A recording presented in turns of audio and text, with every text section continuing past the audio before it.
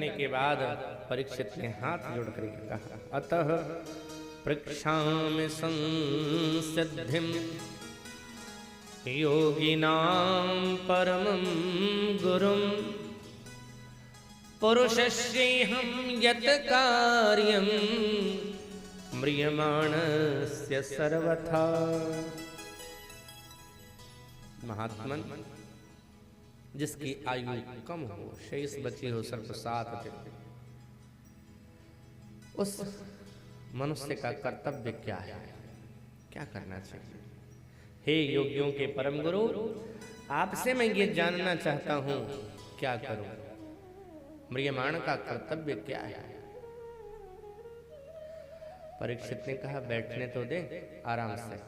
अभी बैठा नहीं कि तुरंत प्रश्न भी पूछ दिया। बोले, आपके जैसे महात्मा रुकते कहाँ हैं? मैं प्रतीक्षा करूं कि आप ढंग से बैठोगे तब पूछूंगा, तब तक आप चल दोगे। महात्मा का क्षण कभी व्यर्थ नहीं बिताना चाहिए। आप बताएं मुझे, क्या करना चाहिए? अच्छा, सबसे पहले सुखदेव जी ने, देखो कोई भी व्यक्ति कथा करता है, कोई भी महात्मा कथा करते हैं तो भगवान को प्रणाम करते हैं ना पहले ना।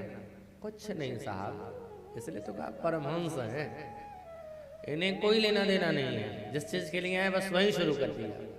जैसे ही परीक्षित ने कहा म्रियमाण से सर्वथा, सो कहा सुखदेव ने, वरीयानेशते प्रश्न कृतो लोकहितो नृपः आत्मवित् सम्मतं पुंसां श्रोतव्यादिषु यः परः। वरीयानेशते प्रश्न, राजन बहुत श्रेष्ठ प्रश्न है। इस प्रश्न से अच्छा कोई प्रश्न हो ही नहीं सकता। और इस प्रश्न के उत्तर में जो बातें आएंगी वो क्या करेगी? बोले, कृतो लोक हितो नृपः, लोक का हित करेगी, लोक कल्याणकारी होगी वो बातें।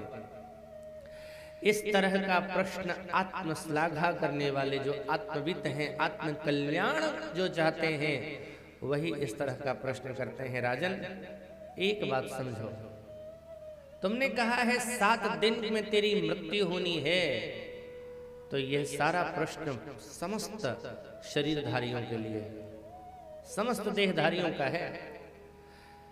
तुम्हें लगता है कि ये प्रश्न मेरा है, लेकिन यह प्रश्न सबका है कि 7 दिनों में ही मृत्यु होनी है, उससे क्या करना चाहिए?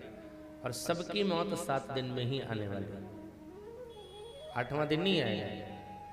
जोड़ करके देख लो, सोमवार, मंगल, बुध, गुरु, शुक्र, शनि, रवि, यही 7 दिन है। 8वां दिन कोई आने वाला नहीं है। कोई 8वां दिन नहीं आने वाला है इसका।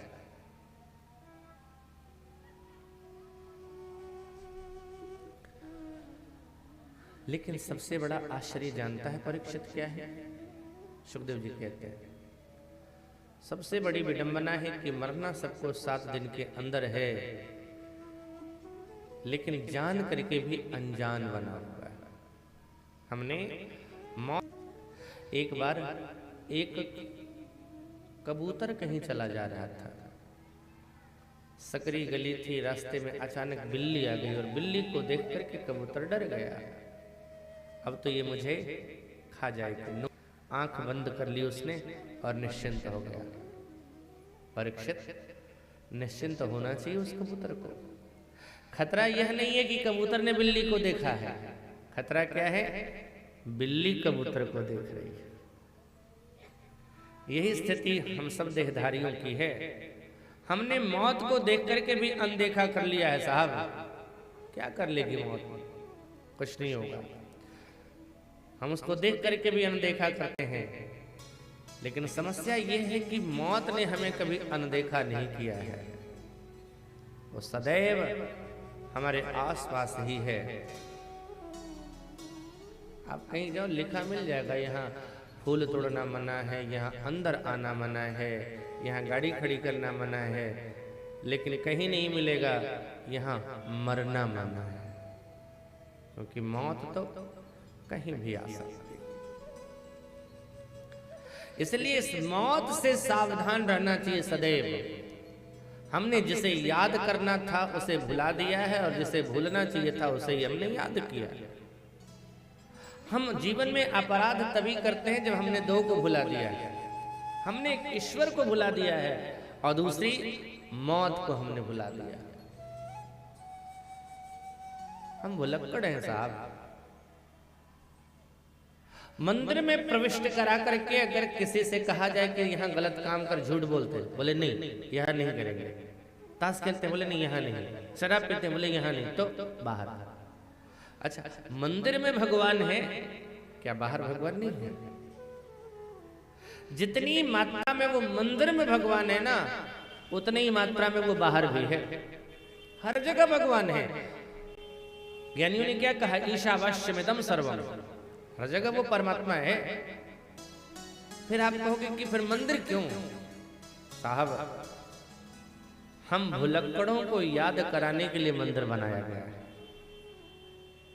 हम भूले हुए उस ब्रह्म को, उस परमात्मा को भूले हुए हैं, इसलिए याद कराने के लिए वो मंदिर बना दिया गया है। जिस तरह से बच्चे को पढ़ाना होता है क, और क को पढ़ाने के लिए दिखाया जाता है कबूतर।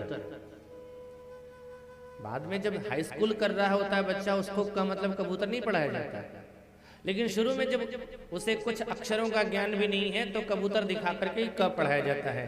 इसी तरह से आध्यात्मिक के पथ पर हम जब भगवान को भूले हुए हैं तो मंदिर को दिखा करके कहा जाता है कि ये भगवान है। लेकिन जब ऊंची स्थिति में पहुंच जाते हैं तो हर जगह मंदिर दिखता है साहब, हर जगह भगवान दिखता है। हमने भगवान को भुला दिया है, यह सबसे बड़ी गलती है। और हमने मौत को भुला दिया है, यह भी गलती है। उससे हम अपराध करने लगते हैं। हमें इन दोनों को याद रखना चाहिए, और इन्हीं दोनों को हमने भुला दिया। और भूलना क्या चाहिए? आपके साथ किसी ने बुराई की है उसे भूल जाओ, और आपने किसी के साथ अच्छाई किया है उसे भी भूल जाओ। लेकिन आज का आदमी यही दोनों याद रखता है। भूल गया तो मैंने तेरे लिए क्या किया था। जो भूलना है वो भूलते नहीं, और जो नहीं भूलना है उसे ही भूल गए। भगवान को भुला दिया। सदैव सावधान रहना चाहिए। देखो जी, मैंने कल कहा था कि ये शरीर वस्त्र है, और वस्त्र अगर गंदा होता है, कम गंदा होता है तो अपने घर में धुलाई करते हैं। ज्यादा गंदा होता है तो धोबी घाट भेजा जाता है, और धोबी घाट पर धोबी खूब कुटाई छटाई करता है, पीट पीट के करता है। तो शरीर हमारा कपड़ा है, कोशिश करो कम से कम गंदा होवे, ताकि यहीं पर संसार में ही कुछ सदकर्म करके धुल जावे, और नहीं तो नरक रूपी धोबी घाट में भेजा जाएगा। वहां पर, और वहां पर खूब कुटाई पिटाई छटाई होगी, फिर प्रेस फ्रेस करके वापस फिर संसार में आओ। जीवन के किस क्षण में हमसे अपराध बन जावे, गलती हो जावे और हमारा पतन हो जावे, कुछ कहा नहीं जा सकता। एक बार एक महात्मा किसी गांव में रहा करते थे। कोई भी प्रश्न करता था उसका वो उत्तर देते थे। उसी गांव के बगल में एक गांव था, वैश्या रहती थी। वैश्या तो वैश्या ठहरी। उसे लगा कि मैं भी जाऊं प्रश्न करूं, तो क्या प्रश्न करते। उसने जाके महात्मा से कहा कि महाराज हमारे पास एक बकरा है। ले हाँ, तो उसकी दाढ़ी है। अच्छी बात है, आपकी भी दाढ़ी है। किसकी दाढ़ी अच्छी है, आपकी या मेरे बकरे की? कोई जवाब नहीं दिया महात्मा ने, चुप रह गए। अच्छा, जब मिलती वैश्या तब यही प्रश्न करती, बाबा आपने बताया नहीं कि दाढ़ी किसकी अच्छी, बकरे की या आपकी? कभी जवाब नहीं दिया, शांत रहे, मुस्कुराते रहते थे। जीवन का अंतिम समय आया, महात्मा के घेर रखा था शिष्यों ने। महात्मा जी ने कहा उस बिटिया को बुलाओ। हमने सबके प्रश्नों का उत्तर दिया है, वो सदैव पूछती रहती थी, उसका जवाब अभी तक मैंने दिया नहीं, अब उसका जवाब देने का समय आ गया। नहीं तो मुझे लगेगा कि एक थी जिसका मैं जवाब नहीं दे पाया। बुलाओ उसको। बुलाया गया। उसे बहुत पश्चाताप हुआ कि मैंने गलत बाबा जी के साथ किया है।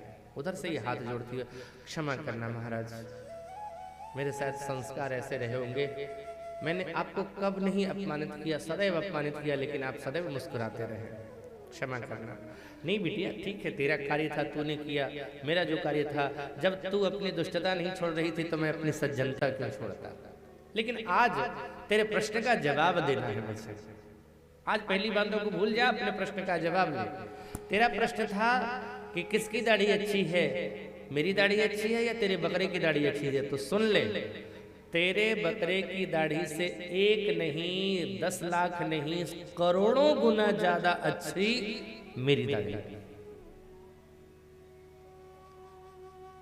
वैश्य ने हाथ जोड़ लिए, बोले महाराज ये उत्तर तो आप उसी दिन दे सकते थे जिस दिन मैंने पहली बार पूछा था। उसी दिन डांट करके कह देते कि मेरी दाढ़ी की तुलना अपने बकरे से करती है, डांट करके कह देते। तब आपने जवाब नहीं दिया और आज दे रहे हो जवाब। महात्मा जी ने कहा बेटी शरीर है और इस शरीर से में मन है और मन बड़ा बेईमान है।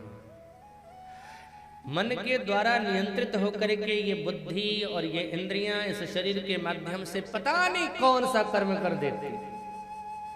इस शरीर के माध्यम से कौन सा कर्म हो जाता जो साधु शरीर के लिए उपयुक्त नहीं था। साधु शरीर से वैसा करना नहीं चाहिए, लेकिन ये इंद्रियां बड़ी बेईमान है, मन बहुत बेईमान है। तब लगता कि नहीं मेरी दाढ़ी से अच्छी तेरे बकरे की दाढ़ी है। लेकिन अब मुझे पूर्ण रूप से विश्वास हो गया है कि इस शरीर से अब कोई भी विकर्म नहीं होगा, कोई पाप नहीं होगा। इसलिए पूरे विश्वास के साथ कहता हूं तेरे बकरी की दाढ़ी से अच्छी मेरी दाढ़ी है। साहब जब इतने बड़े महात्मा, पहुंचे हुए महात्मा इस तरह से सावधान रहते हैं कि इस शरीर से पता नहीं कब कौन सा दुष्कर्म हो जावे, कब ये मन भटक जावे, इसलिए सदैव सावधान रहना। अगर पृथ्वी पर बैठते हो तो सोचते हो कि जहां मैं बैठूं वहां पर कोई कीचड़ न हो, गंदा न हो, वरना मेरे कपड़े गंदे हो जाएंगे।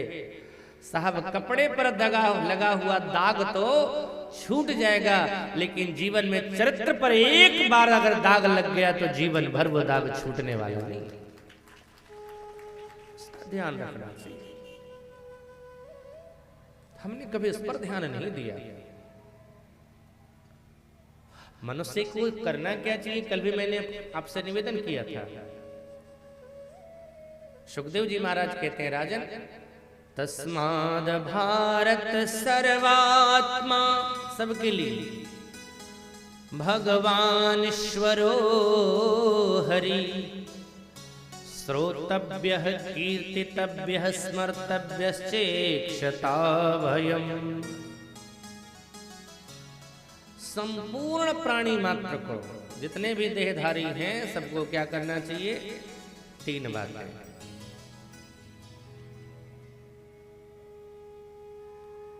श्रोतव्यः कीर्तितव्यः स्मर्तव्यश्चेक्षता भयम्। पहली बात तो जितना हो सके, जितना ज्यादा से ज्यादा हो सके भगवान की कथा सुनो, सुनते हो।